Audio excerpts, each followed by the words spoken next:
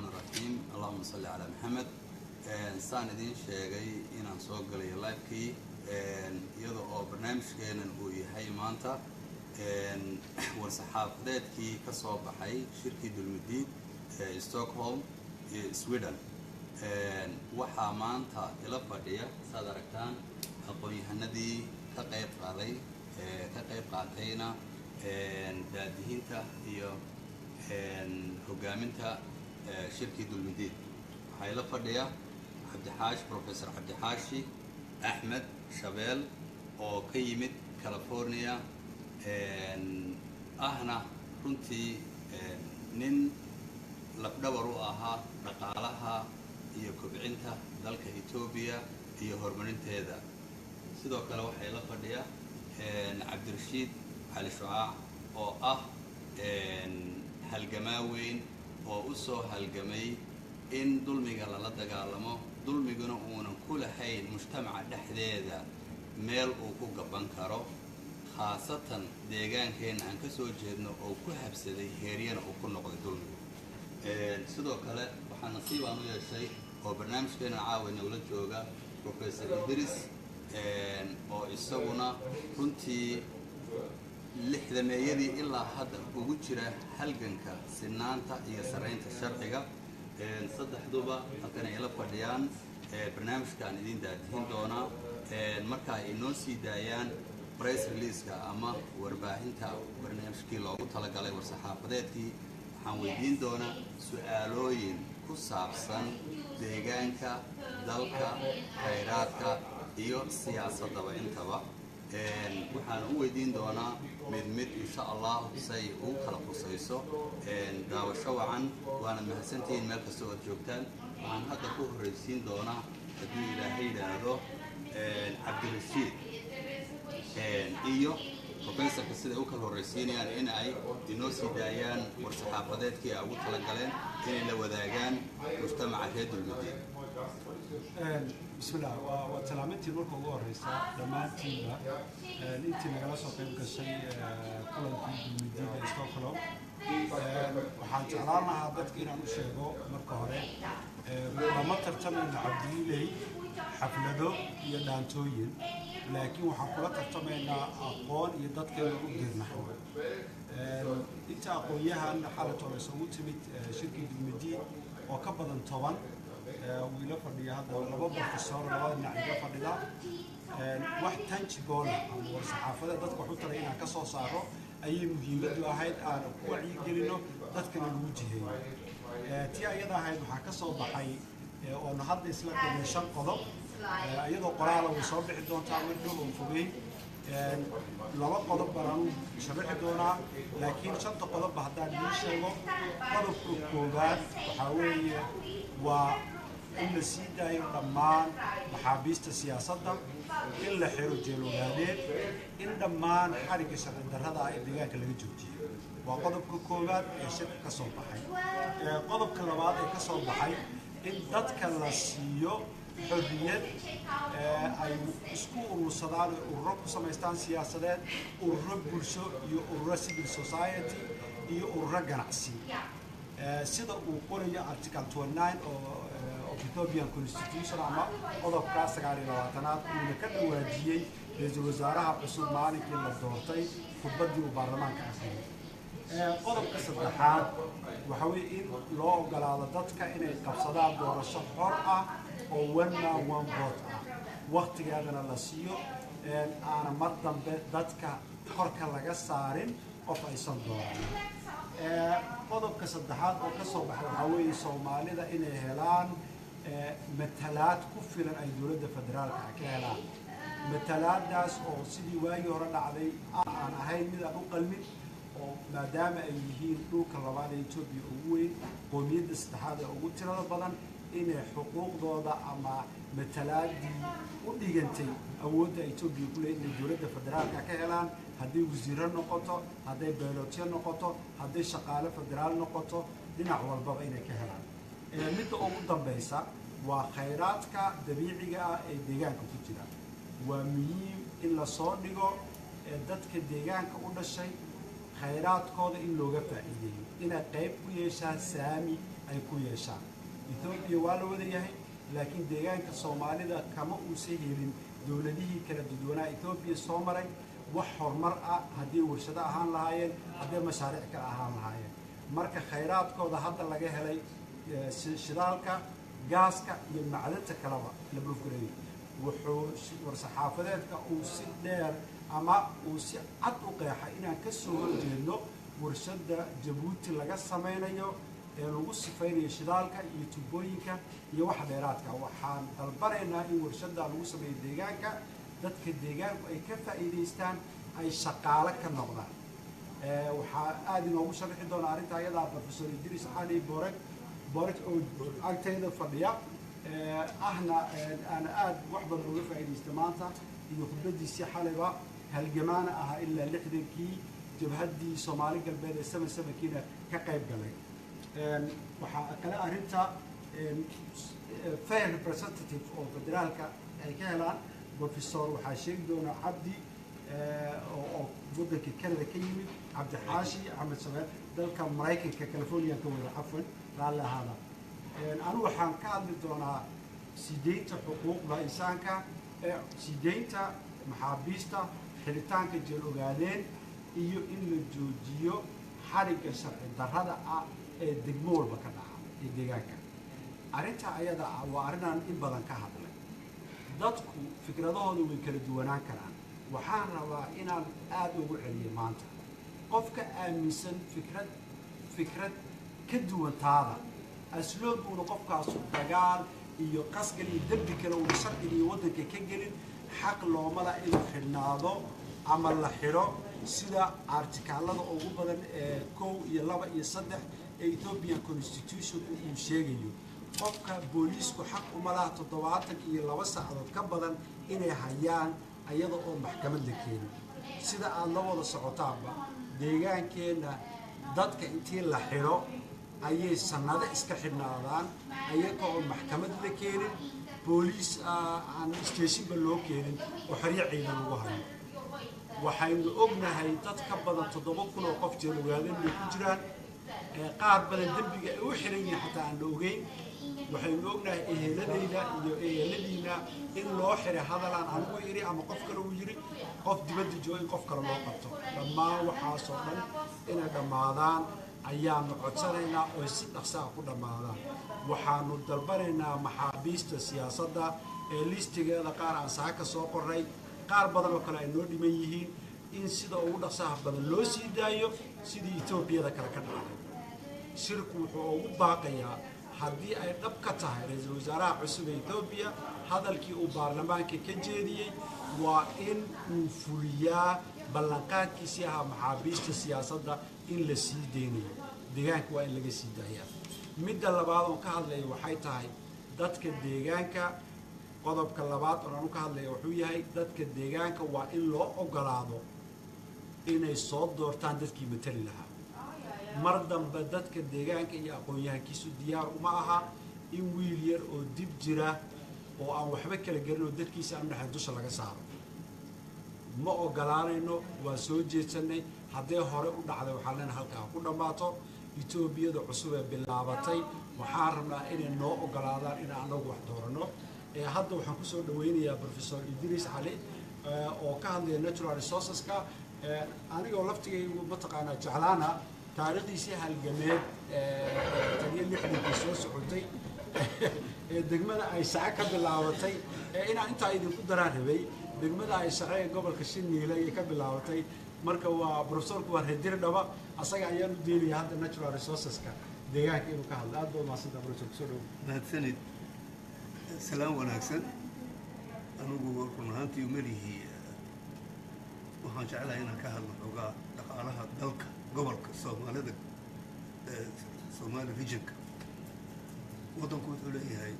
shidaal wuxuu leeyahay gaas wuxuu leeyahay xoolo livestock waxaasoo dhan dadka waddanka degan ma isticmaaleen dad kala isticmaala waxaa lala saxeexday heshiis aanan ogeyn dowladdu ogeyn federaalku la saxeexday Chinese-ka maxaan ku lahay heshiis conditionka lagu saxeexdana aan garanayn waxaan jecelahay in dadka waddanka degani dhaqaalaha waddanka inay qayb weyn ku yeeshaan oo shaqo ahaato resourciga ka soo baxday boqolkiiba 30 waa inay ugu yaraan ay ku yeeshaan dadka waddanka degan oo la tixgeliyo oo la siiyo dowladda federaalka waxaan ka codsanaynaa cusub in sharci maxaan ku dhahay conditionska iyo agreementska la kala seexanayo Chinese iyo ama dowladaha ajnabiga iyo waddanka region ama federal waa inay dadku ka qayb galaan haddayna ka qayb galin waa tuuranimo xoolahay wax iyaga la hadayo and that will not accept ma ogolaaneen dad waddanka abaar baa kam ka siisa soomaalida baabi'isa sanad walba abaar baa ka dhacda sanad walba waxbaa loo ballan qaadaa wax ka soo baxa ma jiro dadkii way dhammaadeen xoolihii way dhammaadeen haddana wixii hadhay Chinese baa yaa qaataa waxaas wax maskaxda gala maaha immoral weeye dad dhimanaya ogaasho u dhimanaya in xoolihii wixii u hadhay ay Chinese ku qaataan ama ajnabi qaataan waxaan kaloo ka hadlayaa haddii resourcega waddanka ay dowladda federaalku la rabto inay exploit garayso ama ay ka faa'iidayso waa inay soo martaa baarlamaanka ama dowladda regionka oo conditionskayga la ogolaado hadday sidaa ahayn dowladda federaalku waxaa leedahay waa xadaysiin waxayga sharcina kuma socotin waa inaad bilaa bilaa joojisay anuu haddaan ka hadlo xoogaa dagaalka soomaalidu dagaalka ku soo jirta soomaalida dhaleeya haysata cudur qabiil la yidhaahdo haysta oo meel walba ka galay oo moralkii ka qaaday oo diintii ka qaaday waxay haystaan markay masaajidka inay tukanayaan anugu waaba la yaabaa diintana caabudsan yihiin dad intuu maanta walaalkii soo iibsaday ama soo dilay ayuu caawina masaajidka tagaya oo garhka soo qabsanaya waa immoral waxaan leeyahay soomaaliya walaalihiina aad iibsanaysiin ee tuugiinta kale iyo qaatiliinta ka iibsanaysiin iska joojiya haddaad muslimiin tihiin haddii kalena aakhiro weligoodba waxa soomaali baabiyey balaayada soomaali haysataba halkaasay ka timid dad xun baa tihiin waa inaad isbedeshiin wasalaamu calaykum aad buu mahadsan yahay professor cabdi xaashi baan hadda kusoo dhaweynayaa oo asagana labada qodob ee ka hadlaya in Soomaalidu qaybtii ay ku lahayd ay ka hesho dowladda federaalka ah iyo in loo furo political space ama loo ogolaado dadku inay ururo samaystaan kala duwan deegaankooda si dimuqraadiya sida ku xusan dastuurka Itoobiya marka professor kusoo dhawaad cabdi xaashi thank you mahadsanid Abdulrashiid labada qodob rabeenan si fiican uga hadla haddii waqtigiisa waxa weeye ogolaanshaha xisbiyada siyaasiga inay ka qayb qaataan howlaha gobolka waxaan ka hadlaynaa markaynu ogolaansho sida Abdulrashiid sheegay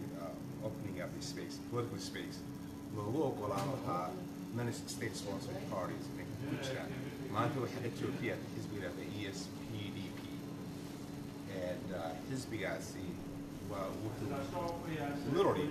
u haystaa xukunka si aan xaq ahayn waa xisbi laynoo abuuray laynaguna dul abuuray marka waxaa loo baahan yahay inaan keeno xisbiye kale oo taa ka madax bannaan una tartami karo siday dadka ku qaban lahaayeen taa waqti weynaan helaa maanta waxyaabaha aan bayaan ku soo saarayna waxaa ku jira in ay taasi hirgasho prime ministerku wuxuu ku hadlay markii uu u khudbadaynayo golaha shacbiga in ay ahmiyad tahay inay tahay mid loo baahan yahay in la ogolaado in xisbiyada ka baxsan EPRDF loo ogolaan doono dalka lana siinayo fursad ay ku tartamaan si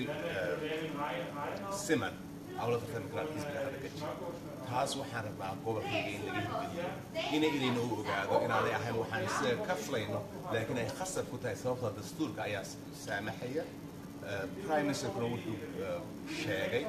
waanan hubinaynaa to hold him responsible hadalkiisa and accountable inuu hirgelinayo taas marka jiritaanka xisbiga waa mid ahmiyad leh waana rabnaa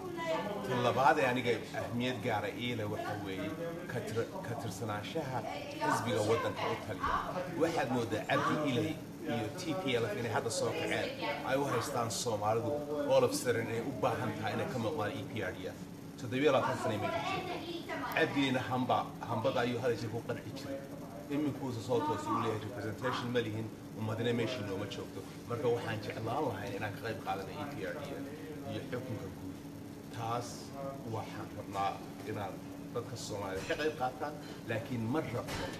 xisbi aan anagana matelin danta Soomaaliyeedna aan shaqo ku lahayn inuu ka qayb qaato marka diyaar baan u nahay inaan ku dagaalano EPRDF inaanay u ogolaanin cabdi taa macnaheedu ma aha inay diidaan waxaa sax runtu ku fadhida haddii loo ogolaado xisbiye kaloo daacad ah oo dadka ka socda in meesha ka qayb galaan laakiin aanay noqonin automatic admission for ESPDP sababtaan taa u aaminsanahay waxa weeye halkaasaa wax lagu qaybsadaa waa inaan joognaa oon goobjoog ka ahaana miiska wax lagu qaybsanaya haddii kale innagaa layna qaybsanaya marka expression bags la yidhaahda if you're not on the table you're on the menu marka Soomaaliya laba mid sooga ama inaad cunto ama in lagu cuno haddaad meeshii ka maqan tahay adigaa lagu cuno haddaad joogto qaybtaada helaysaa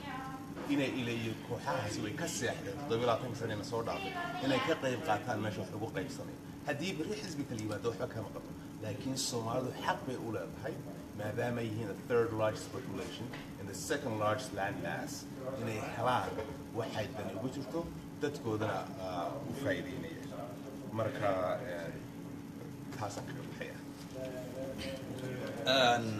بسم الله الرحمن الرحيم aad baad mahadsantihiin daawadayaal saad aragtaan war-saxaafadeedkii ka koobnaa 5 qodob ee ahaa sii deynta maxaabiista siyaasadeed shuruud la'aan in lagu sii daayo ka qayb qaadashada si siman khayraadka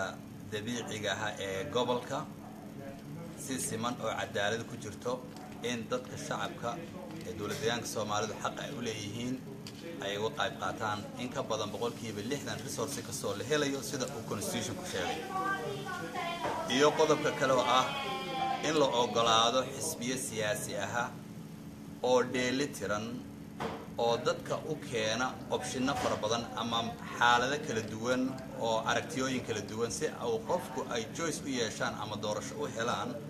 ay ku qanci karaan qofka wanaagsan ee aqoon-yahanka ah ama garashada leh ee tayada leh ee wadanka ee muwaadinka ee wadanka hogaamin kara si ay choice noocaas doorasho noocaas u helaan xulan karaan ayna u noqonin dadka guryaha dhexdooda magaca loogu soo qoray la leeyahay waa xildhibaan ama waa mas'uul sidoo kale qodobka afraad baa wuxuu ahaa in gobolka Soomaalidu maadaama ay yihiin gobolka labaad ee ugu ballaaran oo ka badan 350,000 kilometer square sidoo kalena ay yihiin mujtamaca saddexaad ee ugu badan dalka Itoobiya inay xaq u leeyihiin inay helaan siyaasad siman oo lagaga qayb qaato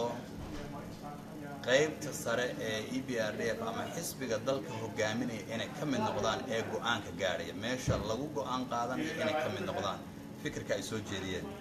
fikirkii ugu dambeeyo ahaa in la helo si sinaan aha doorasho in loo sameeyo aynan noqonin nin jeclaysi iyo in adeero aniga iigu rid ama doorashada habeenkii la buuxinay inay noqoto war-saxaafadeedka intaa ku koobnaa ay soo dhammaystireen si kooban u soo dhigeen aqoon-yahankeenna reer Dulmadiid waxaan weydiinayaa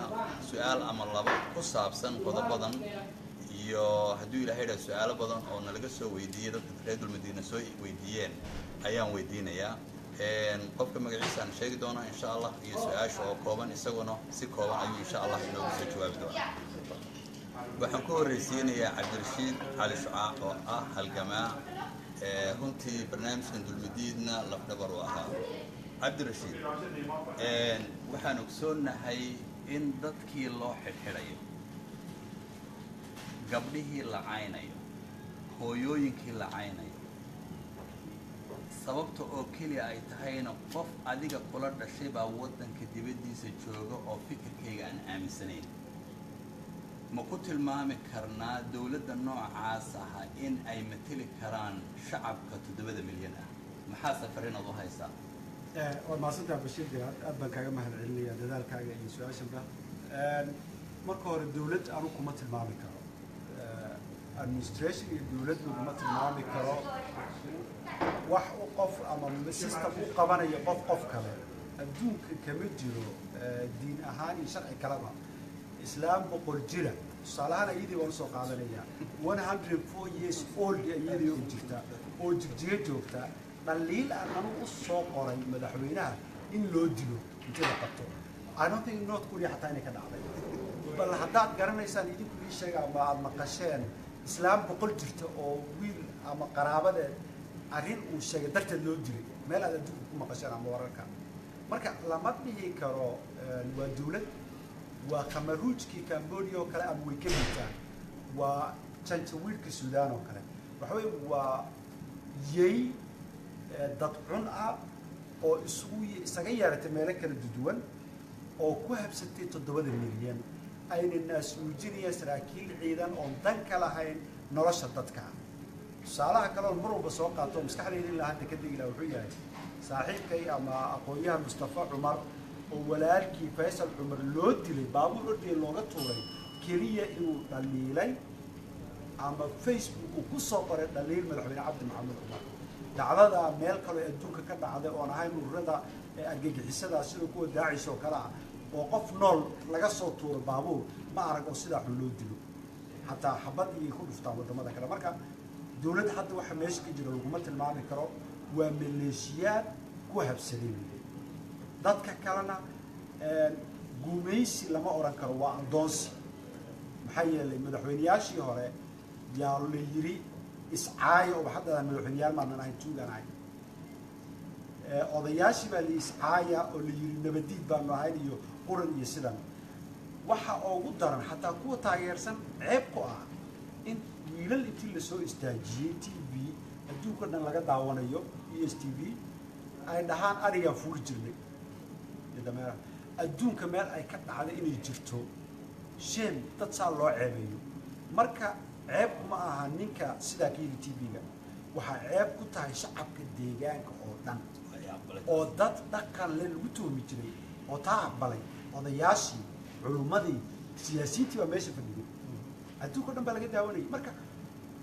dadkii bahdil bas ma aha waxa weeye waa la gumeeyey waa la adoonsaday marka meesha system baa ka jiro Bashiir ma dhihi karno waxaa haysata yey dadkoodii gumeeyey adoonsi geliyey marka kuwa system ah professorka asagana inuu warka darsada rabaan maray professor bal erey laba waxaa la yaaba dawlad region dad dawlad isku sheegay oo ummadan oo 6 milyan maamulkooda loo dhiibay oo dadkooda sida u galay gabdhahooda sida u ceebeynaya dumarkooda sida u ceebeynaya caruurtooda sida u dilay waa wax la yaaba ninkani xagu ku dhashay hooyii aabaan dhalin odayadani dadka asal dadka loo soo xidhan masaajidka tagaya wax wixii laga xishoon jiro dhan ayay ogolaadeen dumarka sida loo caayo loo galay caruurta sida loo galay raggii siyaasiyiinta sida loo galay waxaas wax maskaxda gala maaha ninkan shaqadiisu waa maxay baynu dadkiisa torjar gareeyaa oo dulaan baynu dadkiisa xumeeyaa bise waxaa loo dhiibay inuu waddanka dhiso wuxuu waddanka war uu hayo ma jiro waddanna ma dhisaya ninkani dad ma matili karo ninkani waa in maxkamad la soo saaraa isagii waxa dadka la dilayo waxaanse erey kordhinayaa odayada culimmada isku sheegaya odayada isku sheegaya shame on you sirxishooda oo waxa meesha ka socda waa inaad dhiiggiinu ka dhaqaaqo gabdhihiina iyo dumarkiisa sida loo galay waa inuu dhiiggiinu ka dhaqaaqo kaca waad rudiinay mahadsanid professor haddaadan ku daraynin su-aasheedii aan sii wato cabdirashiid weli inta cabdirashiid baan ku guda jiray cabdirashiid waxaan ogsoonahay in kastood muddo badan halkankan dulmidiid aad ku soo jirtay in muddo hadda 5 bilood ahaa dulmidiid aada u sii xoogaystay madaxweynaha ismaamulka soomaalida ninka hadda matala olole wuxuu ku bixiyey 4.3 milyan ah budget ah u qabtay sidoo arrinkan u burburin lahaa sidoo kale wuxuu ku tilmaamay inuu qabiil yahay sida aanu ka xiganay madaxda sare oo dulmidiid oo ka mid tahay mishinkoodii iyo aragtidoodu inay ahayd dhibaatooyinku inuu deegaanka dhan wada gaadhay bal arrinkaas maxaad ka odhanahay waad mahadsan tahay haddaan usoo noqono wax kastaba wuxuu ku bilowday qabiil haddii la yidhaha diinta islaamku qabiil bay ku bilaabatay nebi maxamed calayhi salaatu wasalaam wuxuu ka dhashay quraysh muddo dheer buu la hadlayey diintii way diideen inay qaataan wuxuu u hijrooday madiina wayna beeshiisa deganayd aws iyo khasraj baa soo dhaweysay halkaasii diintii ku faaftay ilaa ay maka laga qabsaday oo diinta islaamka aad aragteen heerka ay gaadhay kacdoonka ama dulmiga oo la diido dadkaagu hadday diidaan oo beelo kale ay qaabilaan inay dulmiga diidaan xumaato maahana waa wanaag beesha ama isku raacda anu hadda waxaan u aqaanaa beesha jidwaaq iyo beesha mataqaanaa jarar ra-is ahaaq aws iyo khasraj baan u aqaanaa dulmiga dadkii diiday markay ummadii kaleo dhan ogolaadeen ee kacdoonkan dulmidiid dhigaha u ahaa ayay ahaayeen dadka kale inay kusoo darsamayaan shaki kuma jiro laakiin way ku ammaanan yihiin asagoo ku caybu isleeyahay waanu ku ammaanaynaa wayna ku ammaanan yihiin siday dhabarka ugu riteen sababta loo diiday ee lagaga soo horjeeda lacag kastuu haysto waxay tahay annaga cabdiilay kulama tartamayno isdullaynta iyo jilba dhigashada cagaka dhunkashada xafladaynta iyo dhaantada cabdiilay waxaan kula tartamaynaa xaqa oonu sheegno iyo dulmigiis oon dadka u caddayno muhiimaddu waxay tahay mar walbana dadku ay fiican inay fahmaan cabdiilay marka dhaanto dj subeer iyo dj khadardheeri iyo ay tumayaan annagu djye meesha ma fadhiyaan heese kulama tartamayno iyo dhaanto geemkaa haddaynu la ciyaaro wuu naga badin lahaa oonu dhaanto kula tartami lahayn oonu kula tartami lahayn mataqaanaa madadaalo caraatan cayn no waxaanu kula tartamaynaa aqoon dadkanaga oon daacad u noqono sincere aan ka nahay waxa aan sheegayno oo ay dhab naga tahay inaanu wax ka qabanno waana messajka dadka soo jiidanaya xalay toolo tusaale magaaladan aan joogno shir buu qabtay kaanaga ku xumaynayay really anu dan iyo helle kama lahayn dadkii tegey waa dad qasab lagu geeyey ama lacag loo sheegay ama raba inay iska soo baashaalaan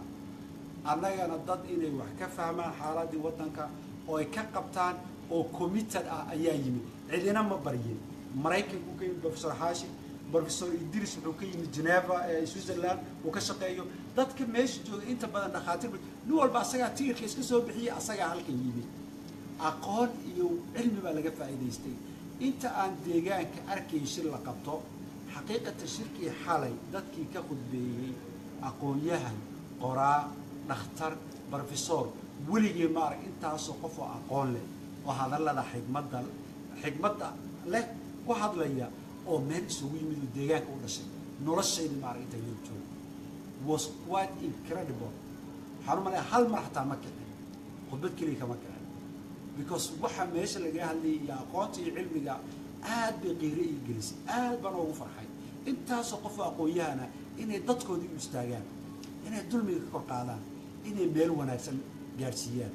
waa wax lagu farxo waa wax ilaahay looga mahadnaqo insha allahu tacaala qabyaaladana waan ka fogaanaynaa iyo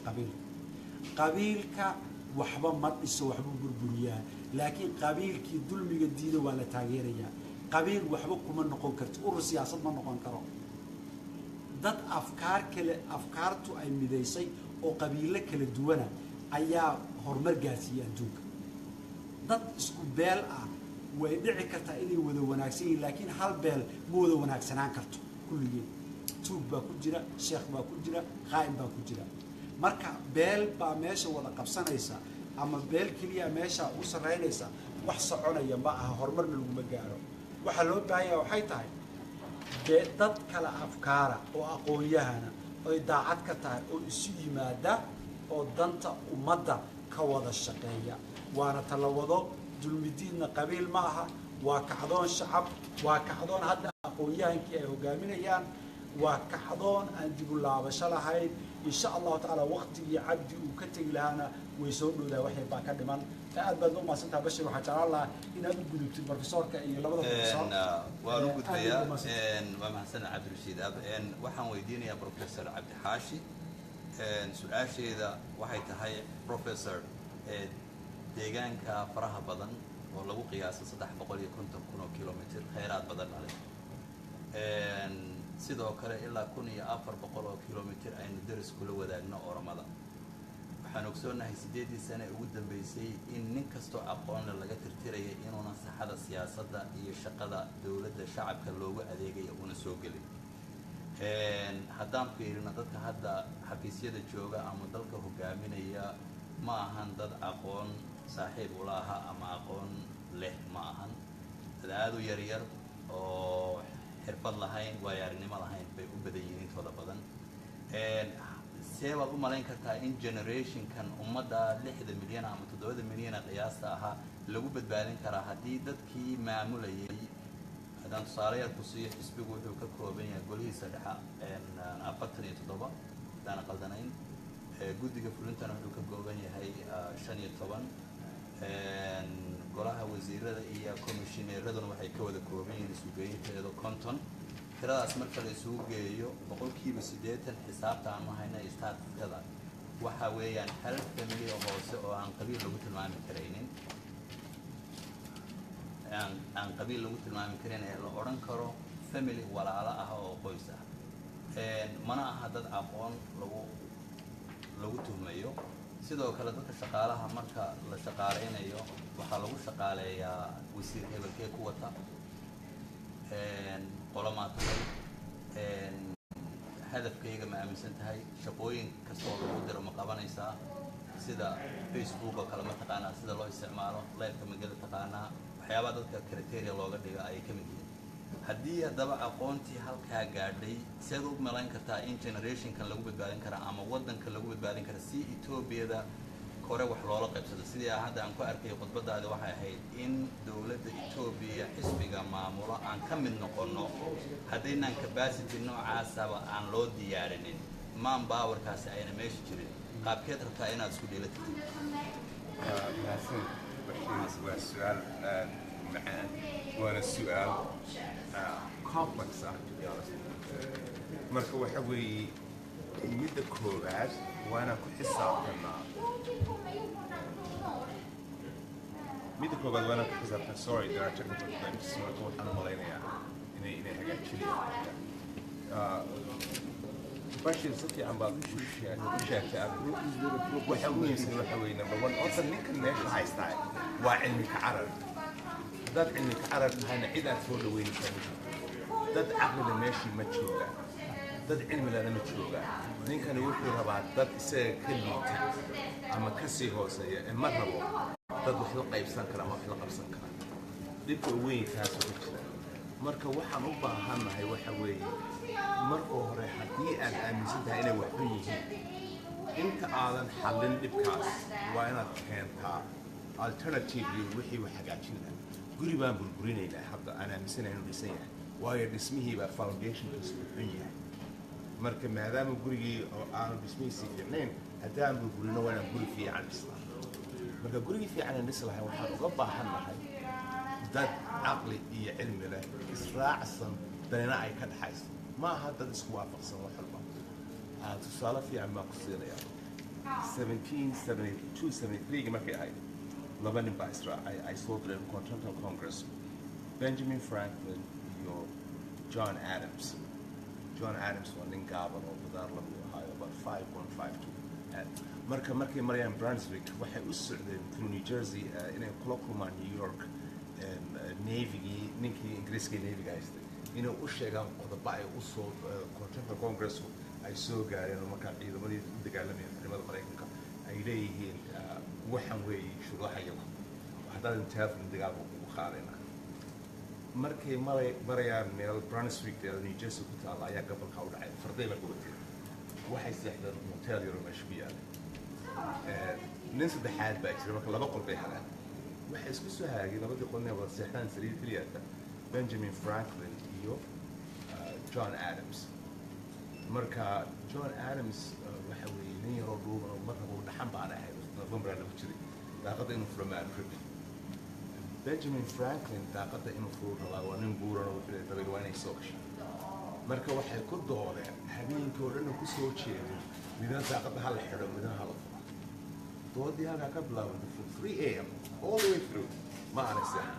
laakiin subaxdii markay diyaar ahaayna kicin labaduba inta labisteen markay ingiriisku hor fadhiyeen labadana isku necebna way ahayd laakiin danta guud ee dalkaa ka dhexaysa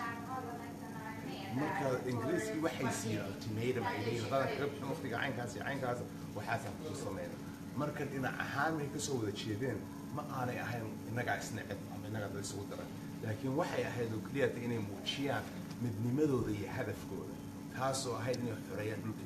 dhulkooda marka innagu waxaan rabnaa waxa weeye dad cusub oo dalka danta yaqaan dadkaas ma aha inay ahaadaan kuwa hay aabo yidhaahdo sawirro inuu sida aabisiyaadoo kale loo samayn jiro ninkan hadda u samaystay oo Kim Il Sung oo Kim Il Jong yalada sidiisoo kale iska dhigay hadda marka runtii xaqaa'iq haddaan eegayno waxaan u baahannahay inaan generation cusub oo dhalinyaro ah oo dumar iyo rag bay isugu jira khaas ahaan dumar waxyaabaha ugu ayaan darrada badan waxaan arkayay maalin isagoo dumarku dhibaato male waayo xataa day waxadaan dee makeup iyo waxay siistaan bay xadayaan wax badan waxadayaan taasi waxa weeye ceeb weyn dumarku way kula siman yihiin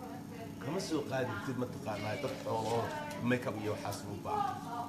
marka fundamentally speaking waa inaan bedelaa sidaan wax u aragno dadkeenana waa inay ku xisaabtamaan fikrad ahaan haddaan kala duwannahay taa macnaheedu ma aha shaksi ahaan baan isku diidanahay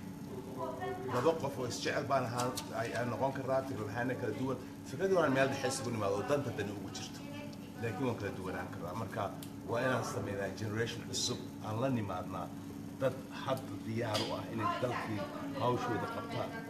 dadkaasi waxaa laga yaabaa dibadda ha joogaan oo dalkii ha joogaan laakiin aanay xukun jacayl ka ahayn inay dadkooda u shaqeeyaan aysan danta dadku unay rabaan marka taasaa muhiim inaan ku dadaalo kelmadii barhaasanaya xalay waa hadalkii waxaa ku jiray daare in la dhiso way sahlan tahay laakiin dad in la dhiso hoggaan lo aad buu adag tahay waqti badan bay nagu qaadan 10 sano 5 sano haddaynu dadaalno laakiin waynu soo saari karnaa siduu professorku sheegay generation danaystayaal aan ahayn dibjiriin aan ahayn dadkooda ka naxaya iyo dalkooda oo damiir leh islaamnimo mid bini aadanimo mid soomaalinimo soomaali baynu wax ku noqon karnaa gebigeed qabiil waxba kuma noqon karo soo hadda professorku sheegay qabiilaynu kala noqon karnaa xurgud baa inaga dhaxayn kartaa laakiin danta guud waa inaynu u midownaa iyo waddankeena iyo xoreyntiisa marka aad baad mahadsan tahay Bashir aadan ku soconaya